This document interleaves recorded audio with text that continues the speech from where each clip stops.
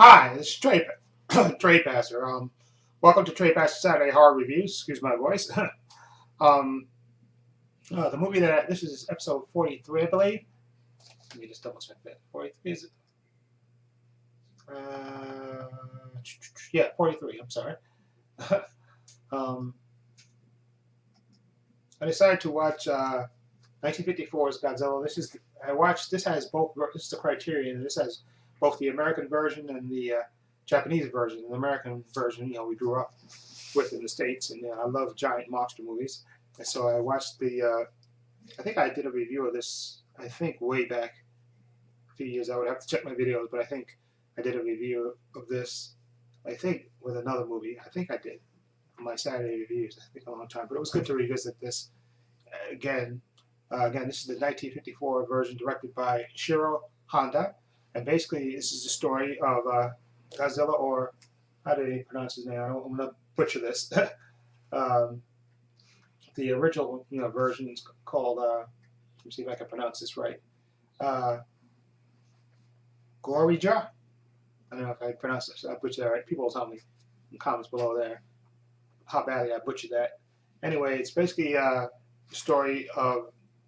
This movie begins with a salvage boat out. They're playing music and it's nighttime. And then all of a sudden, there's a big flash of light, and terror screams, and the salvage boat disappears. Okay, and then there's another boat that comes out looking for it, and they too get attacked. And then, soon enough, people are panicking and trying to figure out what's going on. These boats are disappearing, and there's no way. And then I think a fishing boat comes upon some survivors of one of the boats, and then that gets attacked as well. Of course, everybody's panicking and wondering what's going on. And then finally, you see, a shot of an island. I think it's called Odo Island, where you see Richard the fisherman at night looking out, and of course, they see a survivor of one of the fishing boats come, barely makes it back. Okay, and you have an old villager who's talking about this legend, of Godzilla, who, of this big gigantic creature who comes in, and how they used to sacrifice a young girl to appease it. Okay, and of course the young people don't believe it until they actually send out scientists to investigate this phenomenon, and then of course the scientists, they test the ground where the creature had walked, and they discover it has radiation. And then, of course, the scientist comes up with a theory that, of course, due to the nuclear testing, Godzilla, that's basically created Godzilla, or basically awoke Godzilla from his underwater grave and basically made him who he is. And this movie, for its time, it's really very well done. Okay, and like I said, it's been a while since I've seen this, but it's very well done. You have all these points of view. Specifically, you have the one professor who actually wants to study the creature and find out how it survived this nuclear testing, and of course the military wants to destroy it because it's basically causing havoc everywhere it goes. It's killing people, destroying land, burning up. It goes on a rampage through Tokyo. Okay, and then also in the midst of this, there's also a triangle, a love triangle, believe it or not, where you have the daughter of the scientist and a young man that works for the salvage company.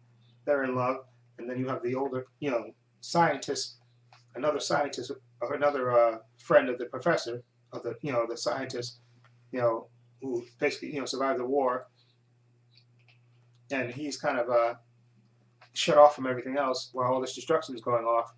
And this young girl goes to visit him, and she discovers that he actually has this device called the oxygen. I think they call it oxygen eliminator, which basically kills all the oxygen in the water and destroys everything in it.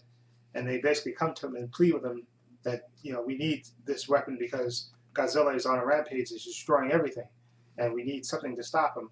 And of course, he doesn't want he's withdrawn. He doesn't want his invention to be used, for evil. He fears that his invention will be used. Mankind has a habit of turning weapons, and this movie has a strong anti-nuclear message to it, and especially for its time. I guess that was it'd be appropriate for its time as a strong nuclear message to it. And of course, this scientist doesn't want his invention used to, to destroy Godzilla because he fears it's going to his invention will get corrupted and used as a weapon. Okay, and man would, so he doesn't really want, he's reluctant to basically part with it. And that's all I want to give for them. I don't want to spoil the rest of it, but which I think I probably told most of it anyway. But it's a very well done movie, and it, like I said, for its time, you see the terror and the people running and destruction, Tokyo getting destroyed by by Godzilla, getting flamed, and the creature is okay looking. I mean, you got to judge it for its time, they show a few shots of him. At first, you don't see him for a good while, and I think for a good, you don't see Godzilla for a good 35, 40 minutes. I don't think you don't physically see him, which I think adds to the tension. You just hear him, and you see the destruction until you actually, actually see him. See the man in the suit, as it were. But anyway, I really enjoyed this. Which like I said, I've seen the one with the edited version with the Raymond Burr in it already. I've seen that. It's been a while since I've seen that one version of it, and maybe I'll review that one in a while and see and kind of compare them. But anyway, Godzilla, the original 1954 version, I'm going to give an 8 out of 10. Okay, very enjoyable for its time. Like I said, it's about 96 minutes, I believe. Yeah, 96 minutes, black and white, but it's very effective. I think, it's subtitled and stuff, but it's very effective. You feel for the people in the story, and especially for the scientists, the two actors that play the scientists.